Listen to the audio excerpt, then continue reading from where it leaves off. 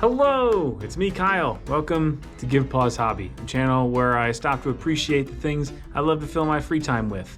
So it's another month, it's another state of the hobby, what I've been up to, playing games, thinking about games, purchasing games, and a big topic later on, which is about crowdfunding games. So let's get right into it. What I've been up to playing, we'll go in reverse order.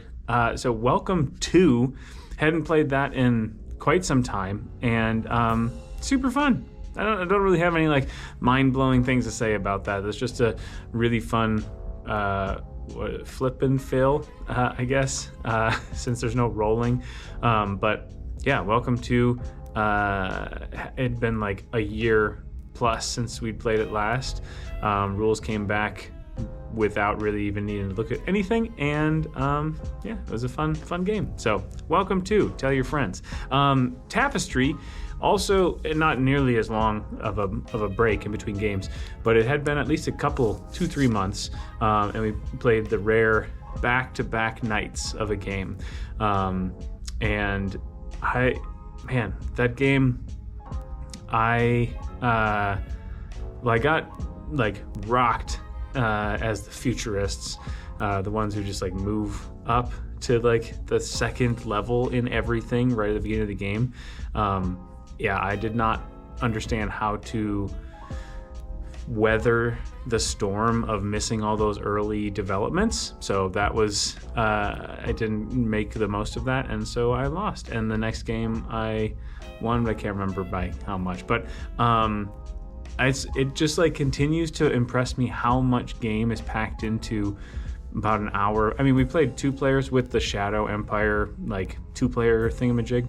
Kind of, it's like a spoiler opponent, and yeah, it's just so engaging. There's so many. We only have not arts and architecture or the new ones, plans and ploys. We only have the more stuff, the first more stuff expansion, and there's still so much stuff in there. Down the road, we would love to get the other ones, but just haven't had the need to quite yet. Still enjoying what we have, but yeah, Tapestry is super duper fun. Speaking of super duper fun, Lacrimosa played another game with another new set of new players. Not in the most like thoughtful environment. It was a brewery. And in the second half of the game, there was trivia going on in the background. But somehow we were able to still focus. And again, introduce it to 3 people who were really interested, like before, during, and after the game experience. It's just, there's so much stuff going on, and it's so, other games are kind of sneaky in. By the end, you're like, oh, I wish I could have done more of this. Or like, as you're playing, you say, there's something, I want to do that, but I don't have the time to do it. I feel like Lacrimosa, it just like yells it at you, because the cards you're using, whether for the resources or for the actions, right on the other side, it's showing you something else that you can be doing. And yeah, again, it was with all music folks, so it kind of hits on all levels, not just the game and mechanics, but the theming, and yeah, it was, so really still enjoying that game quite a bit. Lacrimosa, and I think there's a thing, videos up here from where I talked about those exact things, the theme, how the game looks, the components, but then also how the game plays and the mechanics. So I do want to feature that on a solo section video to show off how the Automa works. You can play it solo. Yeah, at some point in the future. And last, but definitely not least, a new title to our collection, Cuba Libre, one of the second volume in the Coin series by GMT Games. And this had been one I've been interested in for a while, because ever since I got into Root, people have been like, oh, Root, it's like cute coin game. And you're like, I don't know what that means. And yeah, it's amazing. I mean, I've only played now 2 games. I did the like learning the playbook game where it walks you through like 7 cards worth of actions, so like 14 turns. And then I finished that game playing as all 4 factions, like just kind of doing what I thought was ostensibly the best thing I could do each turn, not really choosing like a favorite. So forehanding it. And then this weekend I did my first ever Robo Rumble of Cuba Libre, where I just took all 4 factions and I just used the flowchart for all of them. And it's a good way for me to kind of continue to learn the game systems, to have a crash course in learning the flowcharts themselves, but also to kind of see, I think a benefit of using these Automa opponents is every now and then, not all the time, but every now and then you get kind of like a on-the-job training. Like, see, this is something you should be focusing on. At least in the games that essentially use the same systems that are available to you as a person. There are some games where the Automa is able to do things that you can't, as a way to make up the difference between like the fact that I'm a thinking opponent and they're not. But in this case, it really, its thought process is obviously its own. There are a few little tweaks, but sorry, there's a little yawn take there.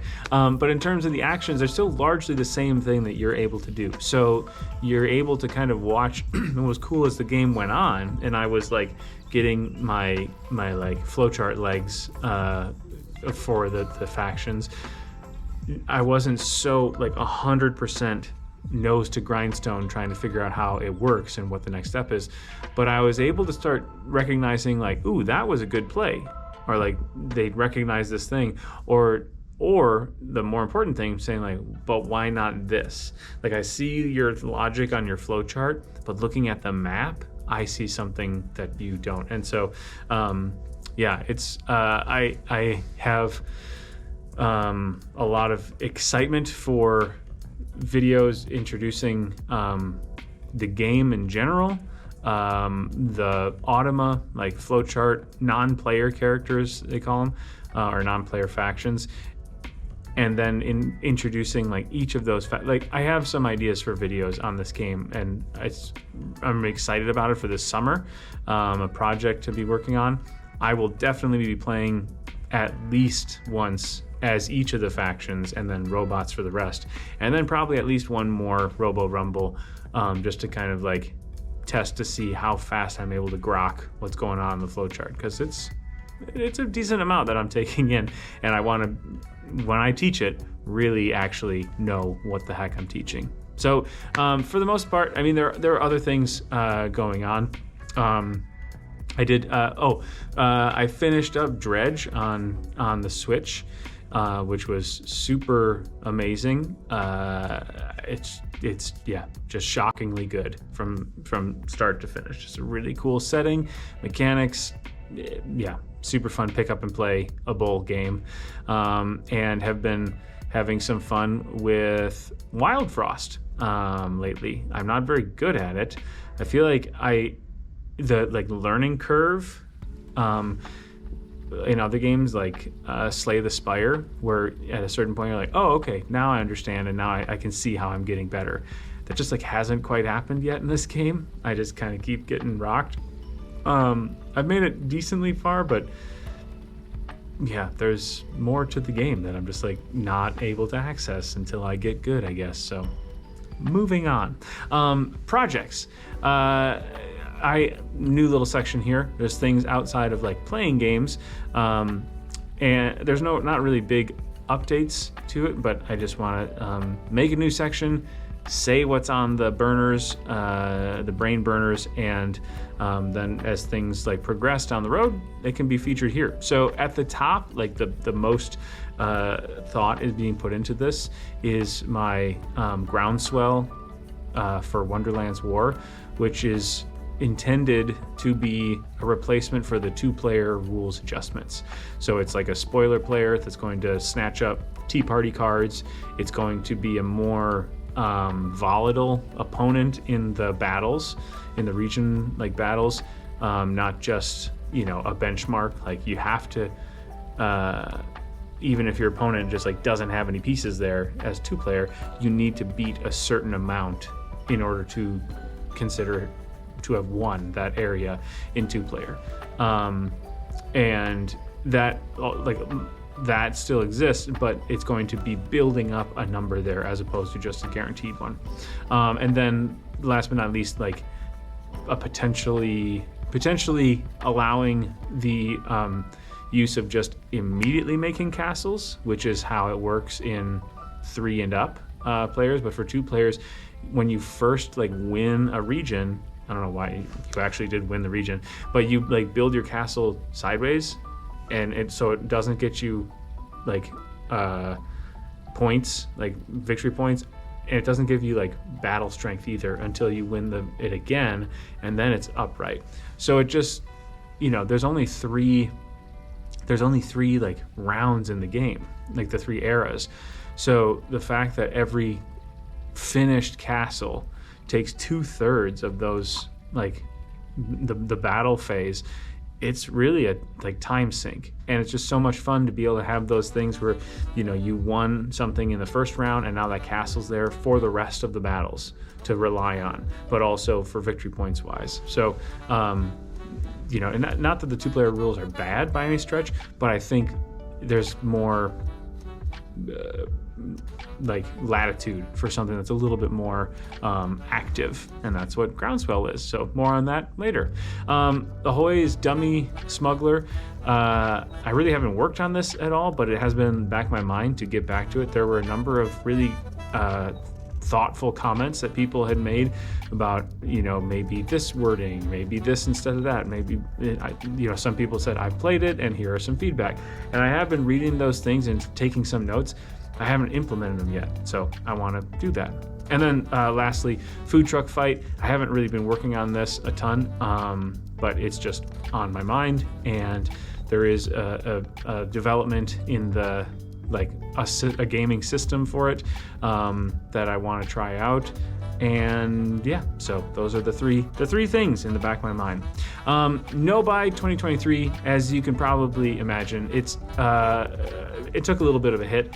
Now Cuba Libre, I already had some money from selling some Magic cards, and then the last of my Amazon credit card points or whatever, our Amazon account is expired, or I've allowed it to lapse. For the first time since undergrad, I do not have an Amazon Prime account, which feels pretty darn good. Because pro tip for those who have it, you can still get free shipping on Amazon. That's not Amazon Prime is not the gateholder for free shipping. You just need to get a certain amount, or if you're okay with it taking 5 to 7 days as opposed to 2, it's still free. So that was one of the major things holding us back for the longest time, and buying from a company that the more time it goes on, the more I'm like, I don't know that I want to be supporting this.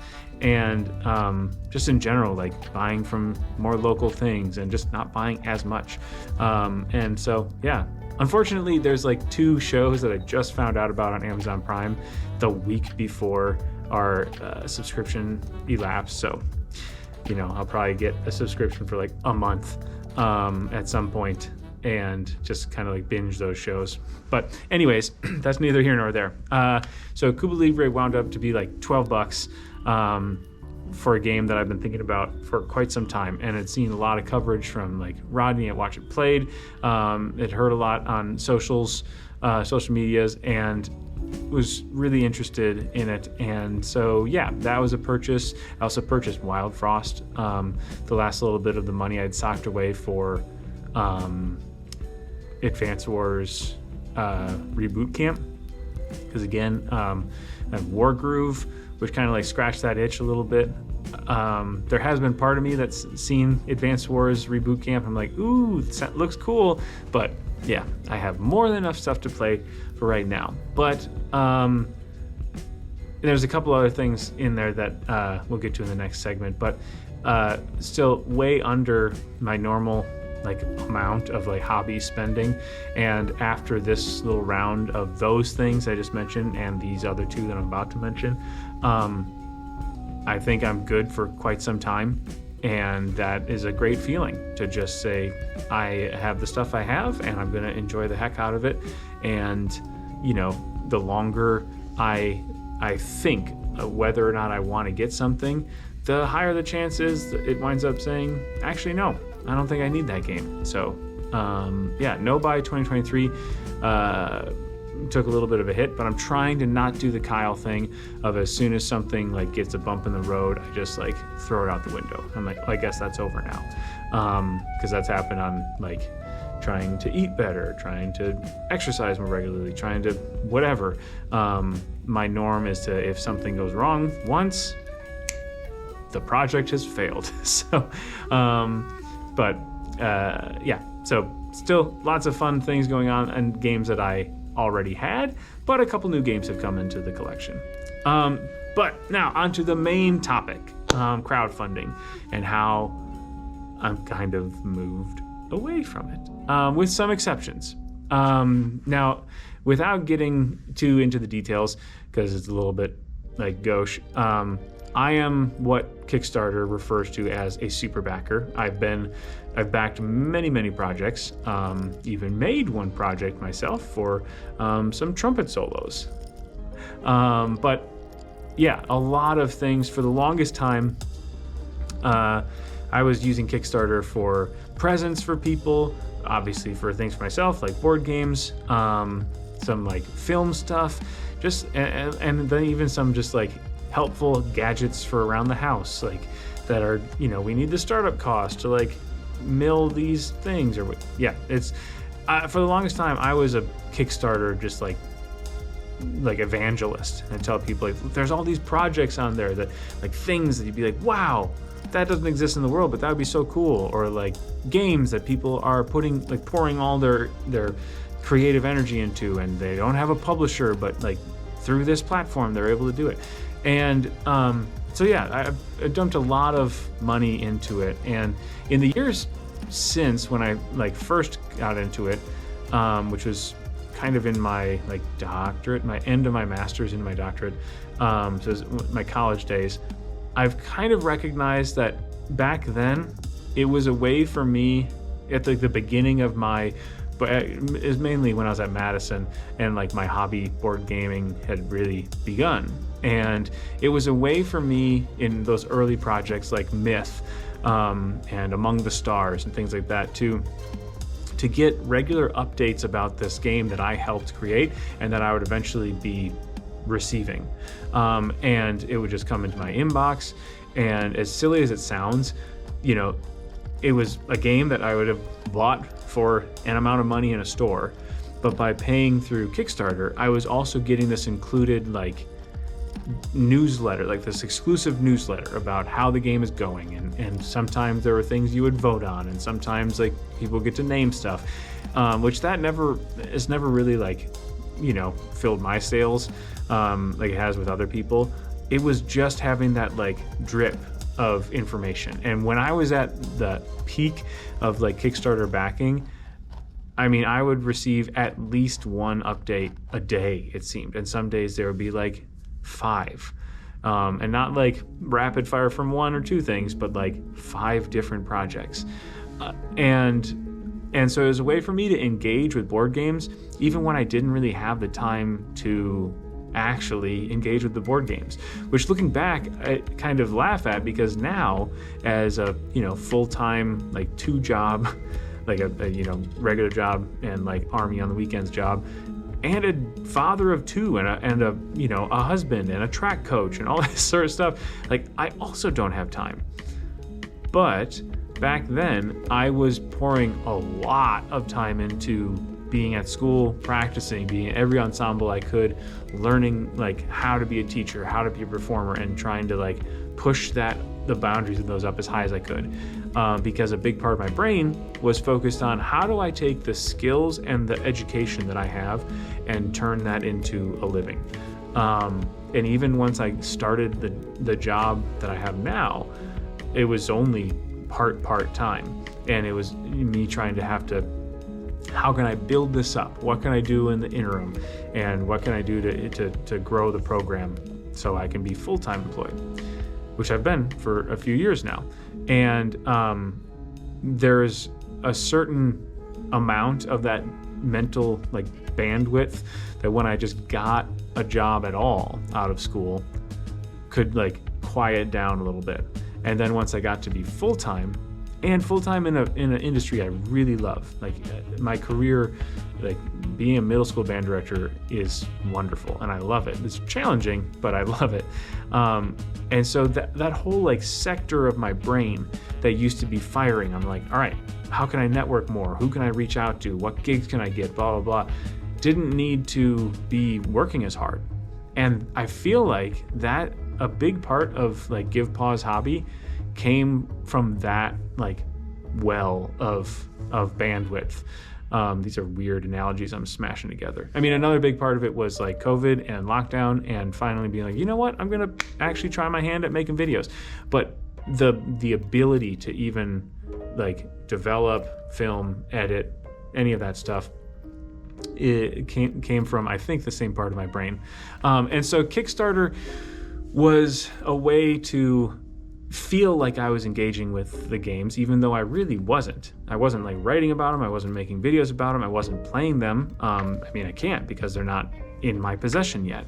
I was just getting these like paid newsletters, and then eventually a game would show up. And for a long time, it was a really happy circumstance. Like it would just be these like gifts to my future self that we would get at some point. And not gonna lie, some like really amazing games, especially in those early days, came from Kickstarter. And like sight unseen sort of things, like Myth. My roommate and I at Madison, we played a ton of that game, and Among the Stars, still love that game. Haven't played it in a while, but then other games like since then have just been absolute staples. All the Root expansions from Underworld onwards. Oath and things like that. Those are two leader games ones, but surprise, surprise.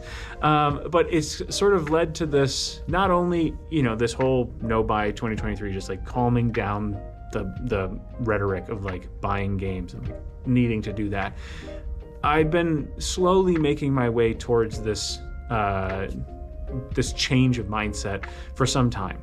And I've finally come up with kind of 3 real reasons why I would ever use crowdfunding moving forward, because it is no longer for sometimes I would just go to Kickstarter and I would browse game projects, which I'm sure many people do. I'm not saying it's like, I'm like doing meth or something. It's not like some terrible habit, but it's a page designed to feature products that are going to pull you in, whether or not you actually should or want to be.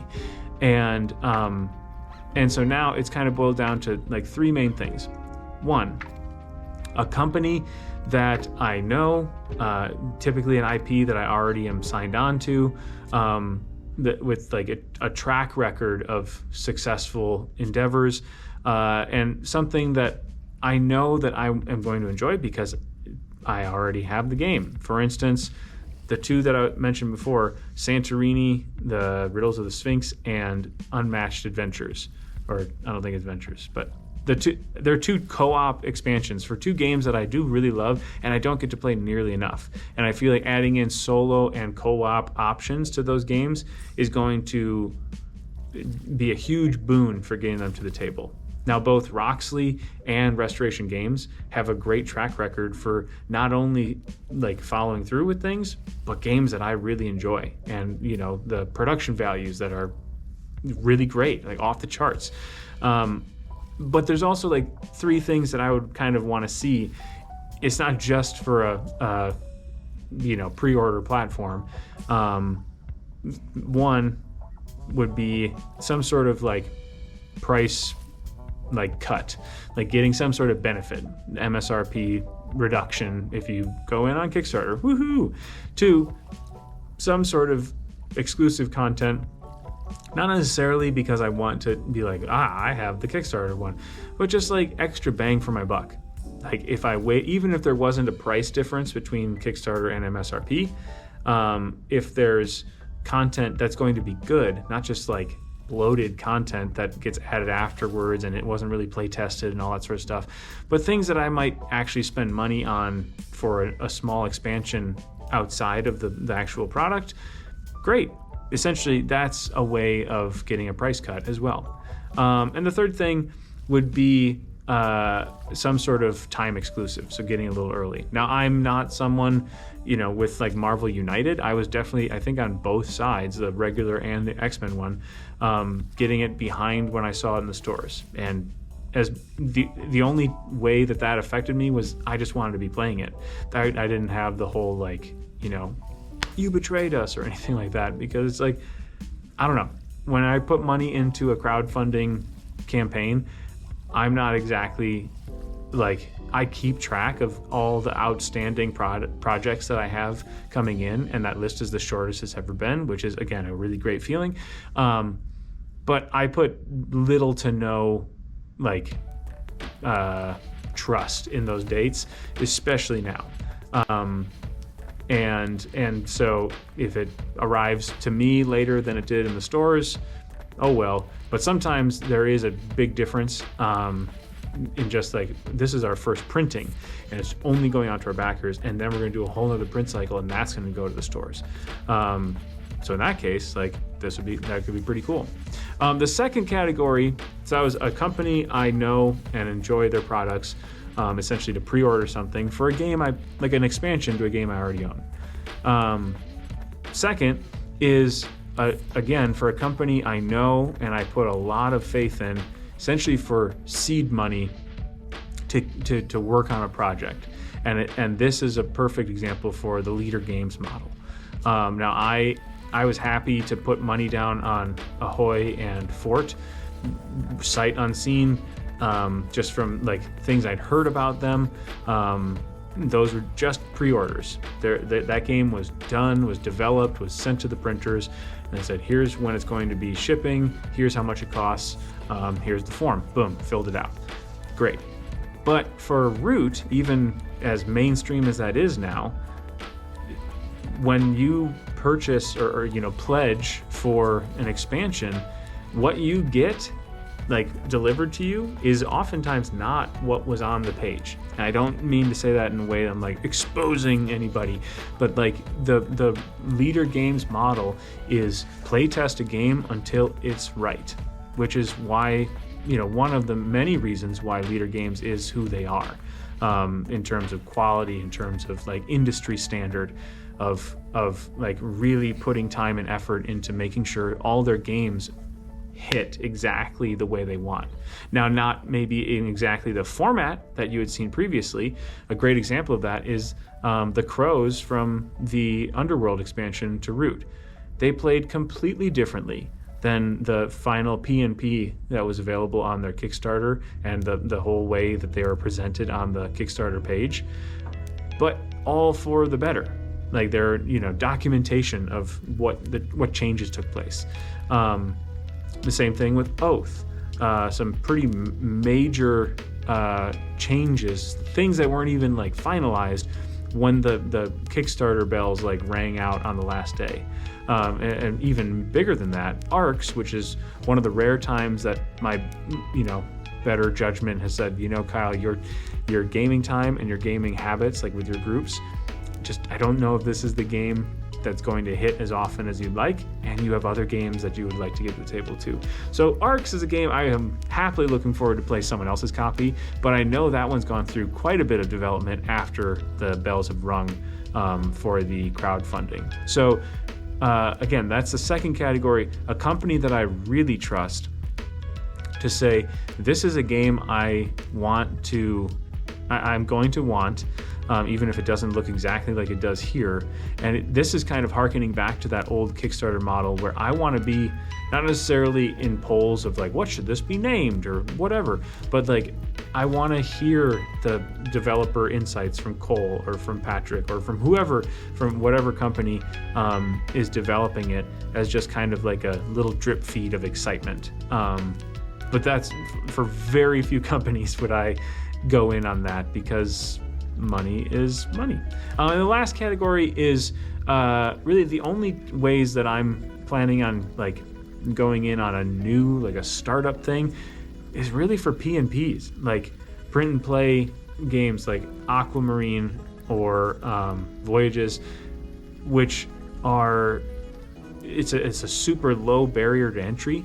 Not for designing, like there's a lot of design that takes place, but then you're just like, all right, and now we've put a ton of effort into our graphic design and putting it into these PDFs that you can print, color, or low ink or whatever, and then you can get them laminated if you want, or whatever.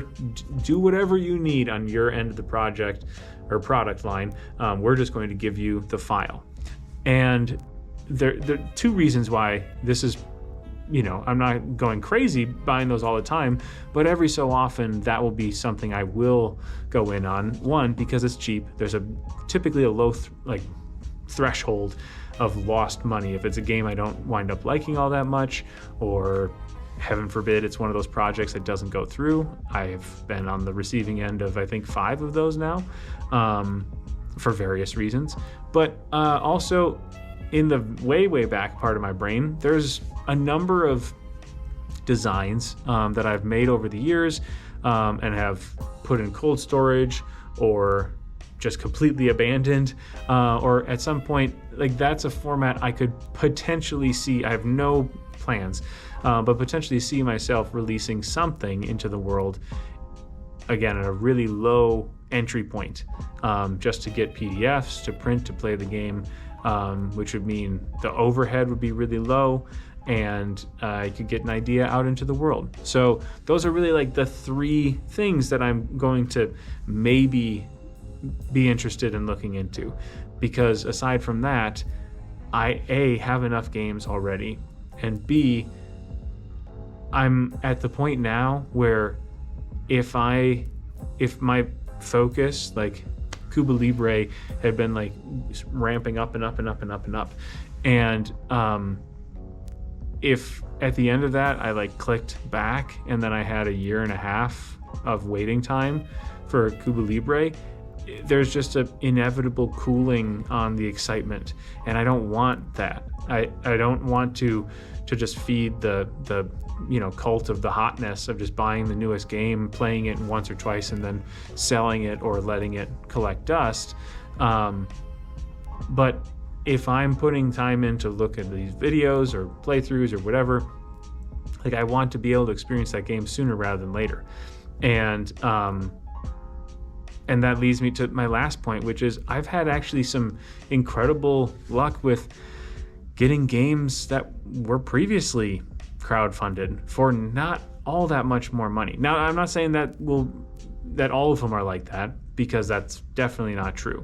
For the diamond in the rough, increasingly so, it seems, over the years, products are projects that stretch goal to infinity and beyond, and then you have this like enormous project or product that the retail will not have, and then they're like, oh, we're selling the Kickstarter one for 10 times what it was on Kickstarter. Like that isn't going to stop. There are going to be those that wind up that way, but I mean, I got John Company 2nd edition for I think maybe like $10 more with the coins than I would have had I gone through crowdfunding. Cascadia was one that it was another time when I was like, all right, I need to clamp down, stop like buying backing projects, because like money was tight, and that was one of the unfortunate ones I had to say, I'm backing this, but I'm gonna cancel my pledge. And heard just great things about the game. It's just a really nice experience and a really well put together product. And it is, and I know that because I have a copy of it, and it's missing like a couple things, like a couple cards, some of the point scoring cards from Kickstarter. But like honestly, knowledge that I think I've gained over the years of playing, that unless it's one of the rare games that I'm going to play dozens of times, which I only have a handful of, I'm not going to exhaust all the setup or scoring options or all the factions or all the possible cards in the common buying deck or whatever it may be. Now, not to say that variety isn't good, that even if I don't use every single card, like in Dune Imperium, I have not bought every single card that is available in that market because there's too many of them to come out. Now, I'm not saying that I'm like losing functionality or like that I'm getting ripped off because I haven't used those cards, because eventually I might. And the fact that they're there means shuffling them is creating opportunities to do the whole probability and all that sort of stuff. However, I'm not going to fall for you need to get this now because A, it's the hotness, B, you have a little bit of a price break, which I just admitted for some companies I trust that might get me there, but C, there are cards in here that will never be sold outside of this Kickstarter. Well, first of all, oftentimes that's not true. Let's just call it like it is.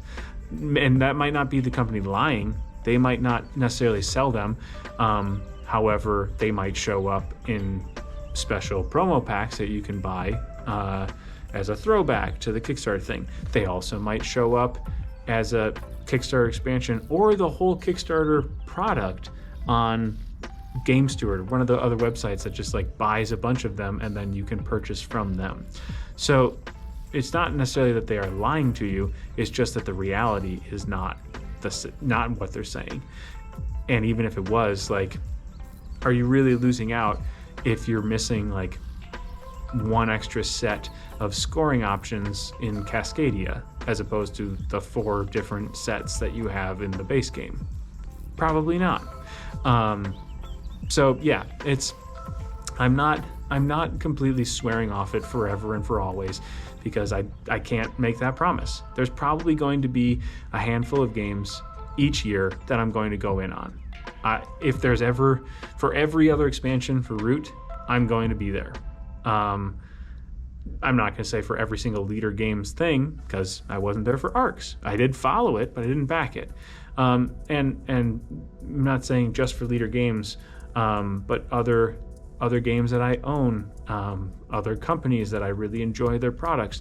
Like, I'm not completely going to just delete those like websites from my brain, because I can, because social media is what it is, and a lot of times hype is driven based off of crowdfunding campaigns.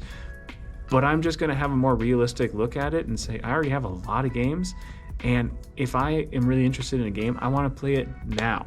I want to play it because I already have it on my shelf, or I'm looking forward. That's the game I've been looking forward to for weeks, and I'm finally gonna, put some money from this extra gig towards this game or whatever it is, and I'm gonna like pour over the rules document and immediately put together a play date. Listen to me as a dad. A game night with friends so I can play that game that I just bought. Now, with the 8 or so projects that are still waiting on them hitting our doorstep, am I going to be excited when I get them? Of course. But is it the same excitement I had when I backed it? I can't guarantee that. Now, it might be more. For some of them, I might have, over the time, been like, ooh, this game is like actually getting more exciting to me, not less. That happens. But at the same time, it's a really big bummer when there's like a game that you've been looking forward to for so long, and then you just happen to get into something else right before that game arrives. Now, the whole like too much of a good thing like is usually kind of like a tongue-in-cheek phrase of like, stop complaining, you have a lot of good stuff going on. But in terms of like, it's a zero-sum game, what I put my time and effort into on tabletop. And if I have a game that I've been waiting for a year and a half or more, and a game that just recently either purchased or rediscovered on my shelf, and both of them have equal excitement in my mind, that's a conundrum that I didn't necessarily need to have. So I already have enough of that with the games that I own. And again, not totally signing off of crowdfunding, but I mean, it's a fraction of what it was before. And honestly, I'm excited about that because it means I'm spending more time with the games that I know I love, games I already own. And for those few projects that really, really speak to me for whatever reason, I'm sure I'll be excited for them when they arrive. And that'll be the one update like a week or every 2 weeks as opposed to multiple a day, So anyways, that was a long rambling talk about how I'm still going to use crowdfunding, but just way less because lots of different reasons. And it's been good, honestly, to have some of this like perspective after years of just like kind of being addicted to just being on the front line of like, I need this game and I need to be the one to bring it to game night and blah, blah, blah. And it's just like, no, you don't. It's okay if you bring a game that you know that the group played and loved and bring it another time. No one's going to be like, ugh, this game we loved again. Boo. New game. Like, honestly, the opposite of that is usually true. Like, I know I love learning new rules documents and learning new systems and seeing how they fit together and bring them to the table. But sometimes people just want to play something that they know. And I think more often, like, the people in this industry need to hear that more often. Like, whether it's your friends, your spouses, your kids, your family, there's a lot of times when they just want to play something they already know how to play. And you could have this brand new hotness burning a hole off your game shelf, but at the end of the day, it's something new that they need to learn. And this is a hard lesson for me to learn, and I'm still learning it. For some people, learning and navigating new systems isn't a fun free time activity for them. It feels like work. It's not for me, so that's where the disconnect comes in. But by reducing the amount of buying things and way reducing the amount of backing I've been doing, it's been wonderful to have games that I just bring to the table again, and we can kind of get back to where we were as opposed to just chasing, like, I need to get this game to the table because I haven't played it yet, and the shelf of shame / shelf of opportunity like conundrum.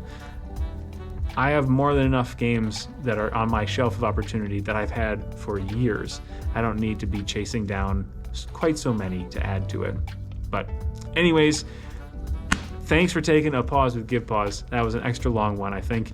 And I've got some exciting more root content coming out. Again, looking forward to the Cuba Libre stuff, some solo section things that I have in the works, and just lots of things coming up. So until then, happy gaming, and we'll see you next time.